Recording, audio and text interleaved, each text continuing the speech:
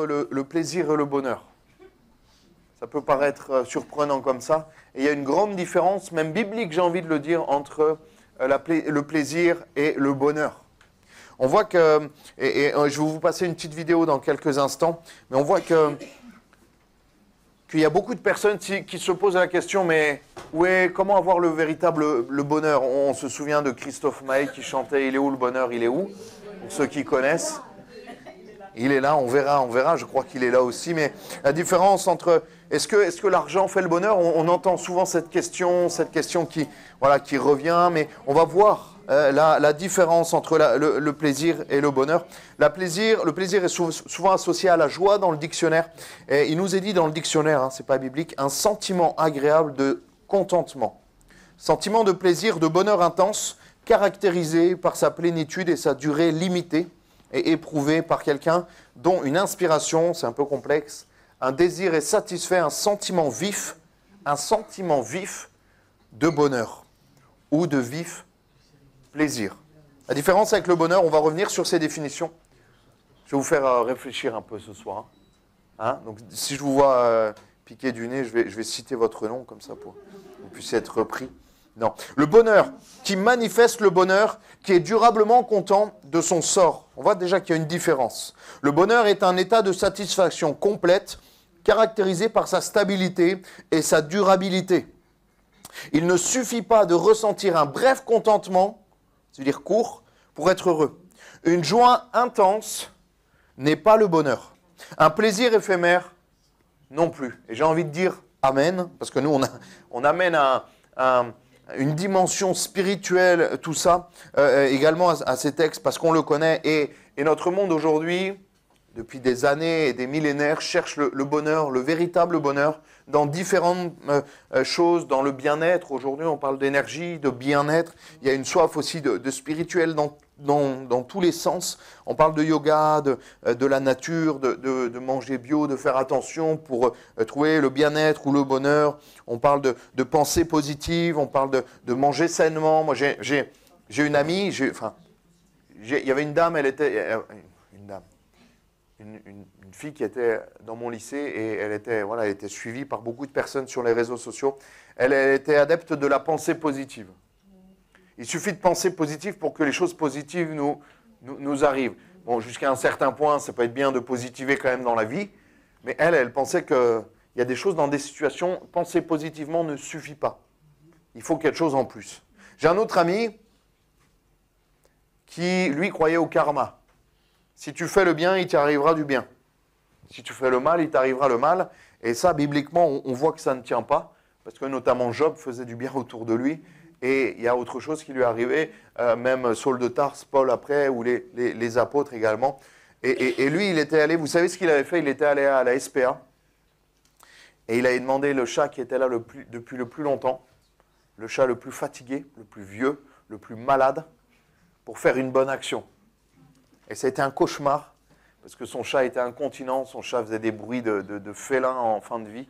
Et ça a été un cauchemar pendant des années. Je crois qu'il n'est toujours pas mort, son chat. Et je pense qu'il va tous nous enterrer. Et il vient un cauchemar. Mais il se dit, j'ai fait une bonne action.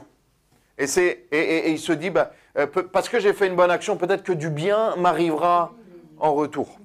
Et on va voir ce que la Bible on dit. On va voir ce que... Je vais vous passer cette petite vidéo, si on pourra éteindre les lumières, ou si vous voyez bien, ça va. Cette petite vidéo qui n'est pas du tout chrétienne, qui est purement scientifique sur la différence entre le plaisir et le bonheur. Merci Charles pour les effets spéciaux. Je ne sais pas si on a le son. Bon, après, là, il n'y a pas besoin de son forcément. Après, si on l'a...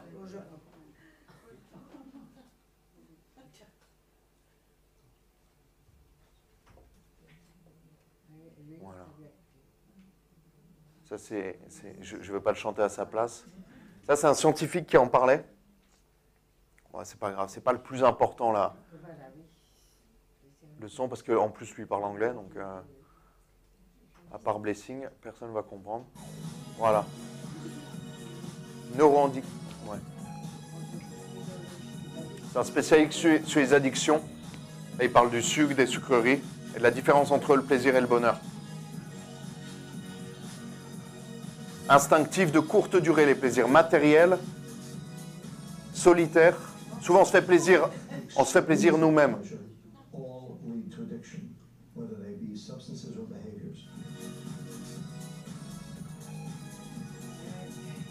Spirituel.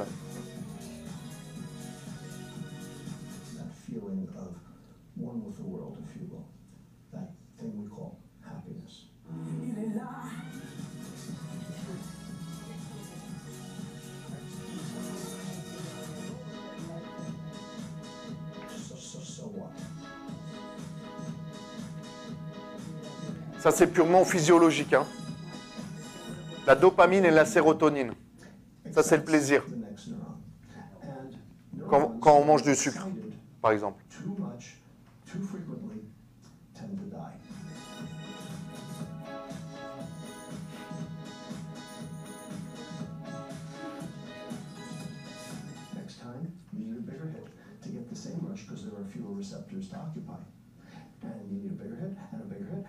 Le plaisir, on en a besoin de toujours plus pour avoir la même dose de plaisir.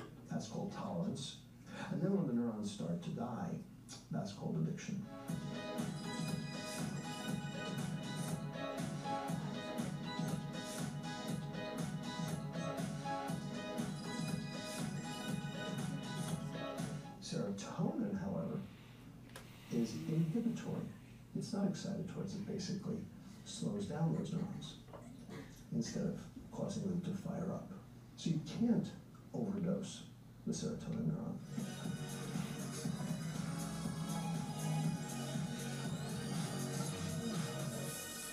So the more pleasure you seek, the more unhappy you get. C'est fort, ce qui finit par dire, en gros, plus tu cherches le bonheur, eh ben, moins tu seras heureux. Il y a une différence entre plaisir et joie, et c'est ce qu'on va voir au travers de la Bible.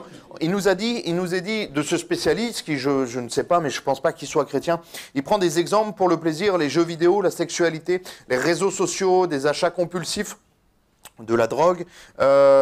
C'est caractérisé par des instincts de courte durée, c'est matériel, c'est solitaire, c'est individuel, et le plaisir, il est important de le dire et de le rappeler, n'est pas forcément un péché. Tous les plaisirs ne sont pas forcément des péchés, d'accord? Un bon restaurant, un bon repas, si on ne fait pas d'excès de table, avec un bon verre de vin, il n'y a pas de souci, ce n'est pas un péché, d'accord? Faut être clair là-dessus. Mais toutes ces choses poussées à l'extrême, eh ben, vont nous rendre malheureux parce que ça rend dépendant. Les plaisirs rendent dépendants, c'est ce qu'il disait. Les plaisirs de courte durée rendent dépendants, on peut devenir addict. Et la Bible nous dit que tout ce que nous sommes liés avec, eh ben, tout ce qui a triomphé de nous, nous sommes esclaves de ça. Et ça, c'est un danger. C'est un danger quand ça devient quelque chose de fort et qui nous domine, même le sport. Le sport, c'est une bonne chose, hein. Mais il y a des gens qui sont drogués au sport. Qui sont vraiment drogués au sport. Moi, j'en connais. S'ils vont pas sortir et faire des fois 100 km de vélo par jour, ils ne se sentent pas bien. Et là, ça devient un problème.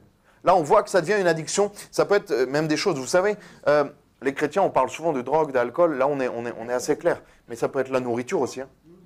Ça peut être la nourriture. Et la nourriture aussi peut triompher de toi. Et s'il y a des choses pour lesquelles tu ne peux pas te passer, moi je ne sais pas pour vous, mais le jeûne m'a fait vraiment du bien.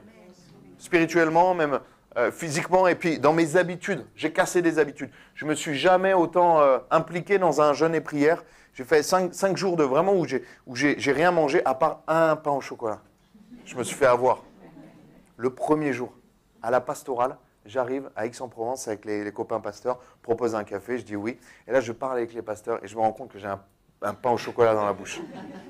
Et je dis, Seigneur, il est lundi matin, on est 10h et j'ai déjà rompu le jeûne. Après, j'ai tenu. J'ai tenu pour les réseaux sociaux, pour la télé. Ce n'est pas des choses qui sont mauvaises, mais qui, moi, par exemple, sur les réseaux sociaux, des fois, je passais du temps et je perdais une demi-heure à regarder des vidéos de chats. Et je me disais, mais il y a un problème. Et on peut vite être addict de tellement de choses. Et là, pendant que je dis ça, vous pouvez vite faire le point sur ce qui peut vous rendre accro. Ce dont vous avez du mal peut-être à couper. C'est comme ceux qui fument, ils disent « Non, mais moi, j'arrête quand je veux. » Ben, fais-le si tu peux arrêter quand tu veux. Il y a vite des choses qui peuvent nous tenir. Certains, c'est la nourriture, c'est des choses comme ça. Et on cherche ces doses de plaisir. On cherche des moments de compensation. Vous savez, des fois, il y a des personnes, elles vont se réfugier dans la nourriture. D'autres, ça va être dans l'alcool, dans tellement de choses qui peuvent, à terme, nous dominer, tout simplement. Et on voit que le bonheur, les exemples, il n'y a pas d'exemple. Dans la vidéo, il n'y a aucun exemple de bonheur. Parce qu'il a dit, par contre, qu'il était, de manière caractérisée, qu'il était de longue durée. C'est ça la différence avec le plaisir. On parle souvent des plaisirs, mais du bonheur. On ne parle pas du plaisir ou d'un plaisir, mais souvent du bonheur. Et des plaisirs au pluriel et du bonheur au singulier. Et le monsieur, j'allais dire le frère, je ne suis pas sûr que ce soit un frère, peut-être, j'espère, il est spirituel. Cet homme spécialiste a dit que le bonheur était spirituel et collectif avec l'interaction avec les autres. Et ça, c'est très intéressant. Quand le plaisir, lui, est individuel, on va manger quelque chose, on va être content. On va boire quelque chose, on va être content. On va faire du sport, on va être content. C'est un peu égoïste, le plaisir. Ce n'est pas forcément un péché à chaque fois, mais en tout cas, il est solitaire et individuel. Et la Bible nous dit dans 2 Timothée 3,4, aimant le plaisir plus que Dieu. Et là, il y a un risque d'aimer le plaisir, d'aimer les choses du monde plus que Dieu lui-même.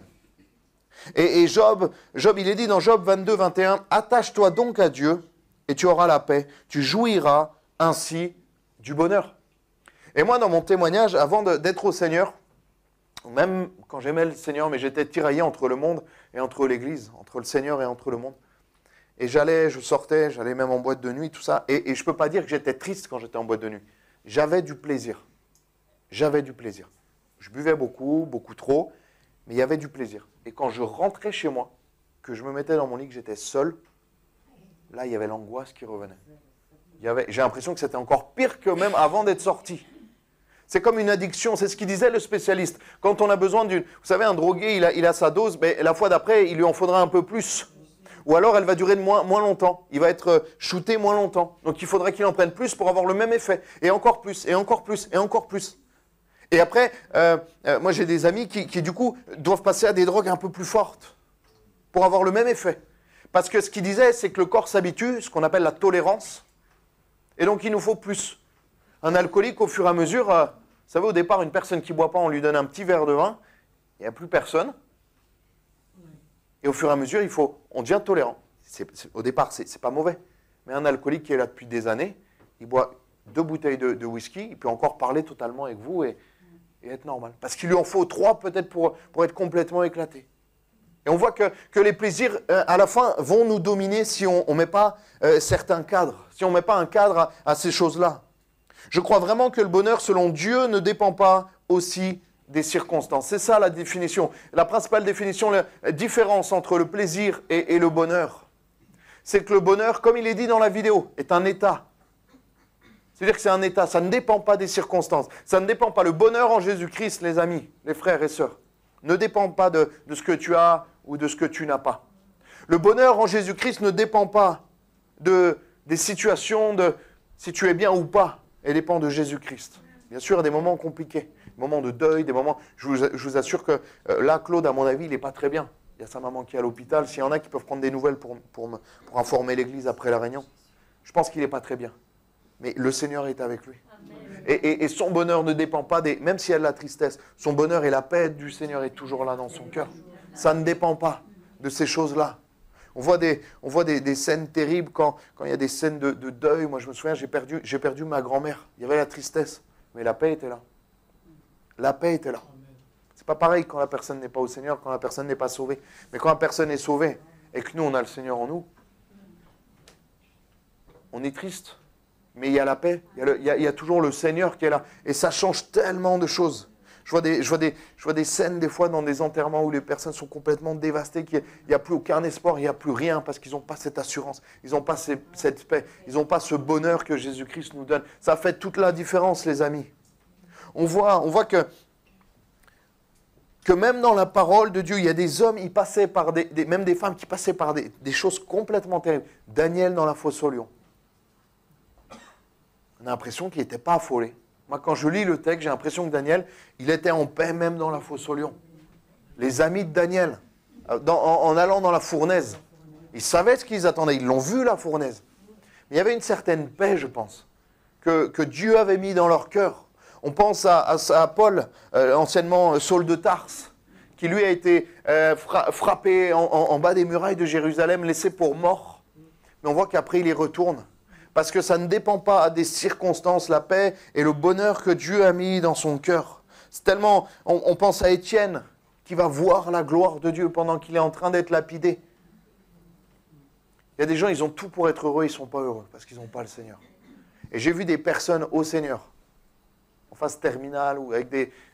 Franchement, il y a des gens qui m'ont marqué dans mon ministère.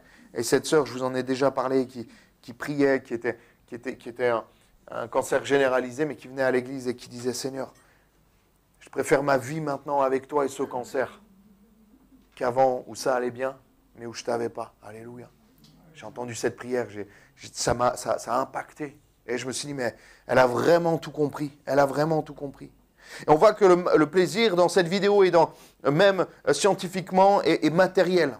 Il est palpable, c'est-à-dire que c'est les choses d'en bas, c'est les choses charnelles, c'est les choses qui ne sont pas spirituelles, c'est-à-dire que c'est les choses qu'on n'emportera pas dans le ciel. C'est tout ce que le monde peut nous proposer. Ils sont solitaires, instinctifs et de courte durée. Le plaisir, il est dit, le plaisir poussé à l'extrême conduit vers l'addiction, que ce soit des substances ou des comportements. On parle de dose de plaisir. On parle de dose de plaisir dans tellement de choses.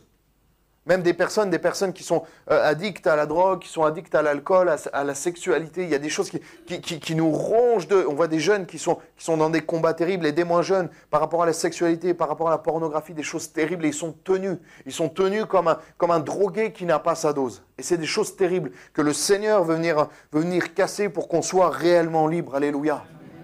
Elle est là, la liberté. La liberté, ce n'est pas juste d'aller, de faire ce que l'on veut. C'est d'être libre de toute chose. Moi, le seul dont je ne veux pas être libre, c'est du Seigneur Jésus. Je veux être esclave du Seigneur Jésus. Je veux être attaché à lui. Qui me disent d'aller... mais ça, c'est un bon esclavage. Mais être esclave de rien d'autre. Je veux avoir aucune autre chaîne. J'en ai eu.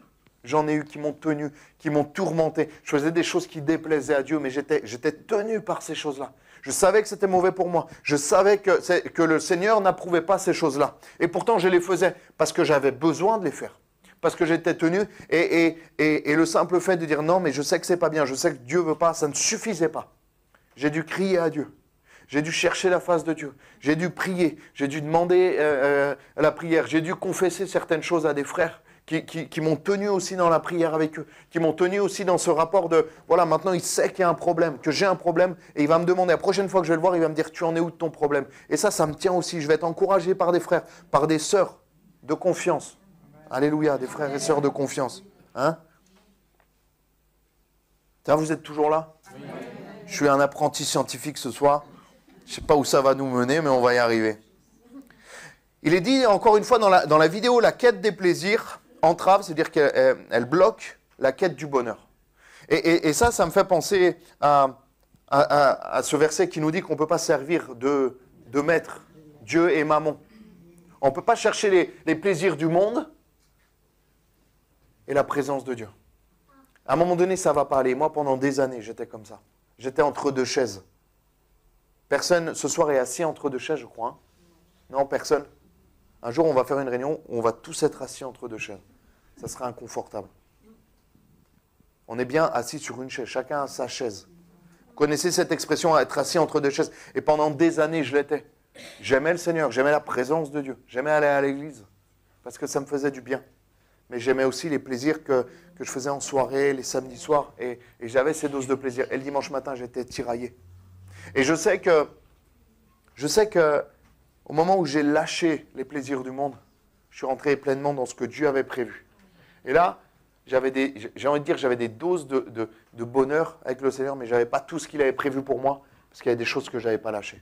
Au moment où j'ai tout lâché, j'ai dit, Seigneur, c'est toi que je veux maintenant. Je laisse le monde, je veux plus toutes ces choses. Et là, il y a la paix, il y a le bonheur du Seigneur qui est venu progressivement dans ma vie, et ça a tout changé. Alors, je vous rassure, j'ai toujours des plaisirs selon la parole de Dieu qui sont en accord avec ce que Dieu veut. Moi, je me régale souvent les lundis soirs. Je vais jouer au foot à côté de chez moi et je me régale. Je suis avec une dizaine de migrants, je suis le seul blanc, et je joue au foot, et on s'éclate. Mais ça, c'est pas un péché. Il y en a qui aiment la musique, voilà. Mais avant, à un moment donné, le foot, ça a été ma drogue. Entre une réunion de jeunes et le foot, j'allais toujours au foot. Il y a des choses qui peuvent vite triompher de nous, dans tellement de choses. Il y a des gens qui ne peuvent pas se passer de la télé.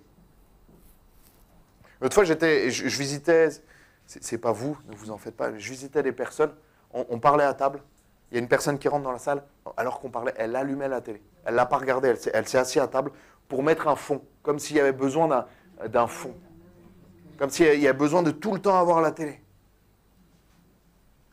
Ayons des temps juste entre nous, où on parle, où on échange, où on n'est pas... Moi, ça m'a fait du bien dans cette semaine de poser mon téléphone de temps en temps. Moi, je sais quand je mange avec mes parents, ils me disent non, pas de téléphone à table, ça fait du bien. On est entre nous, on parle, on communique. Parce que le téléphone, ça peut... Et je suis un peu là-dedans. Ça peut vite être une addiction. Pas forcément un péché, mais ça le devient si ça triomphe de nous. Ça le devient si on ne peut plus s'en passer.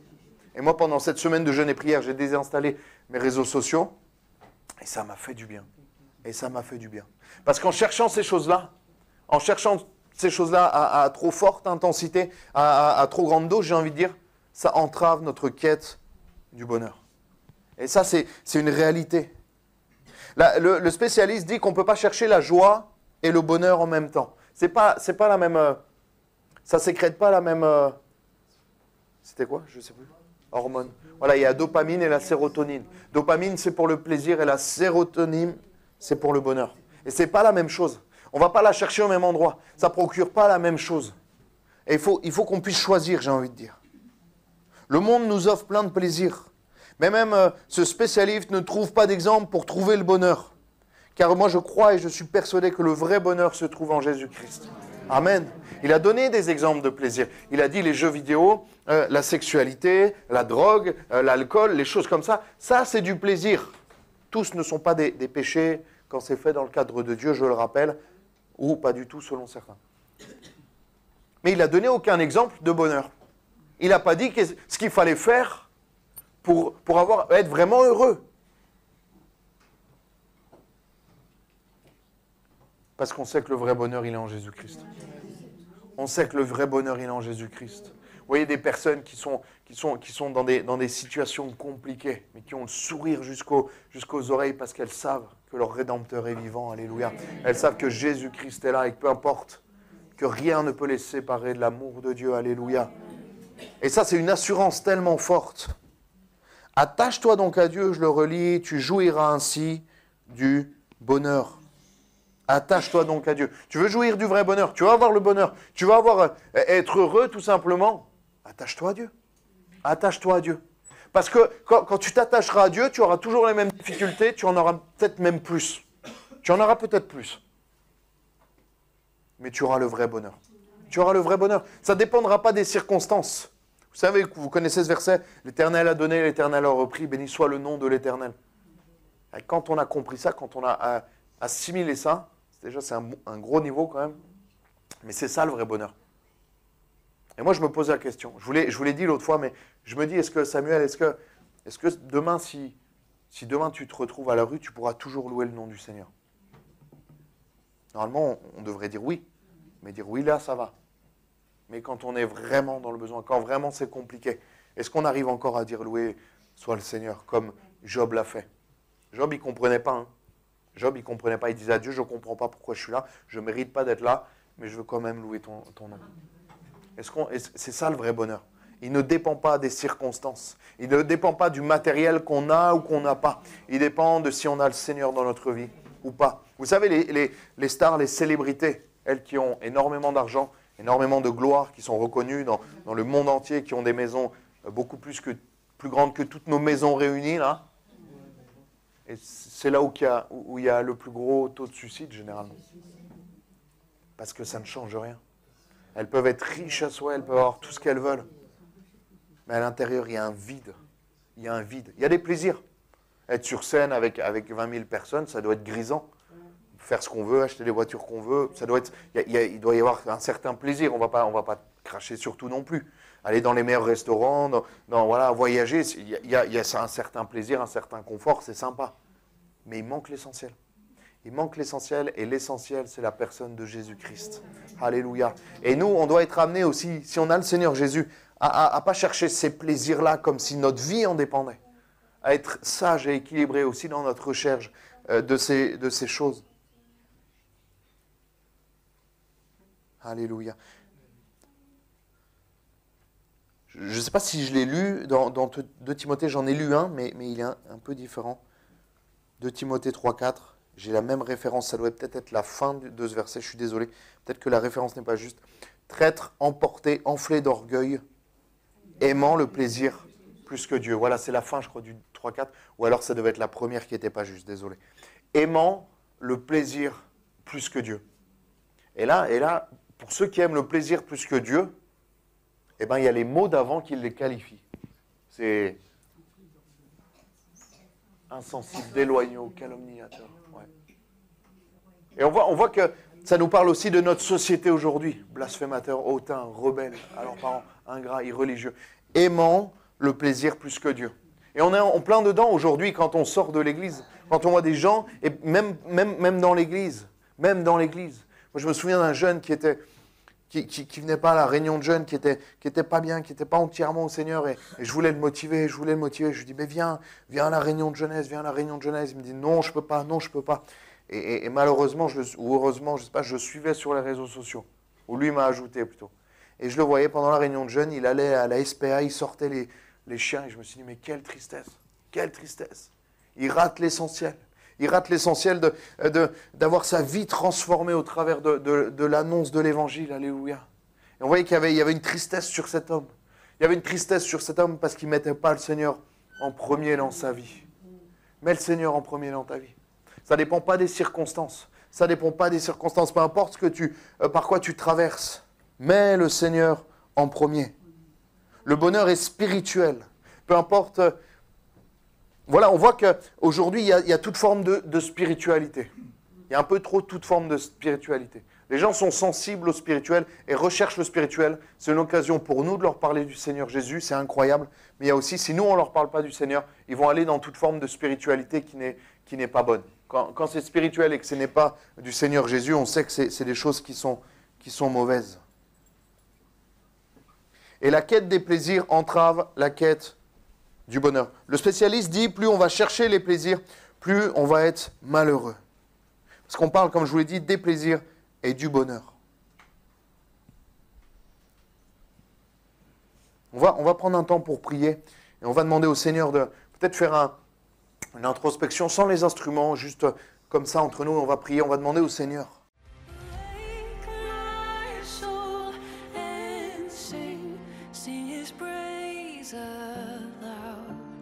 Sing his praise.